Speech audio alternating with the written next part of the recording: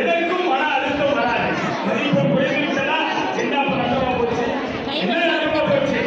மதிப்பெண் குறைந்தாலும் மதிப்பெண் கூடினாலும் எப்போது மாணவர்களுக்கு மதிப்பு தெரியுமா?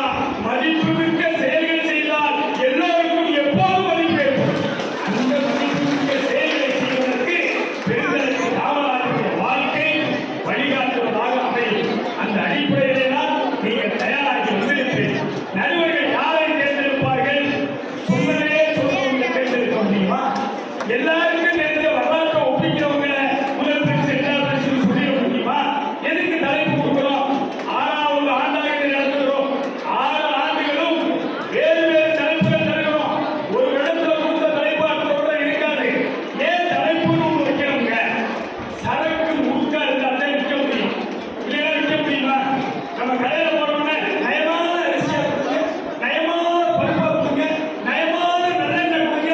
ஒரு பொருள் வாங்குறதுல மட்டும் நயம்னு கேட்கிறமே, அப்ப நயம்பட பேசல இருக்குமா? நயம்பட பேசுதல் என்றால் அடுக்கு மொழிகளையும் வர்ணனையிலும் கவிதையோடு பேசுவது மட்டுமல்ல, உண்மையான வரலாற்றை உங்களுடைய சொந்த சிந்தனையிலே செதுக்கி பேசுவது என்பது நயம்பட பேசுதல். அப்ப நயம்பட பேசுதல்னா நீங்க எடுத்த தலைப்புல முதல்ல எடுத்து முக்கியத்துவம் கொடுப்பாங்க. நடுவர்கள் சொல்லியிருப்பாங்க, கருத்துக்கு முக்கியத்துவம், கருத்தை மையமாக வைத்து அதற்கு பின்னால் குரல் வளத்தில் பயணித்து அதற்கு பின்னால் வேலையிலே வெளிப்படுத்துகிற பாங்கின் மூலம் 30 மதிப்பெண்ணை நீங்கள் எப்படி பெறுகிறீர்கள் என்பதற்காக இந்த போட்டியிலே வெளிப்பட்டிருப்பார்கள். இப்ப நீங்க உங்க மனச்சாட்சியோடு நீங்கள் மதிப்பெண் போட்டு உங்களுக்கு நீங்களே வெற்றியாளர்களா இல்லையா என்பதை முடிவு செய்து கொள்ளலாம். உதாரணமாக காமராஜரை சொல்லும் செயலும் என்றால் காமராஜர் செய்ததை மட்டுமே சொல்லுவாங்க.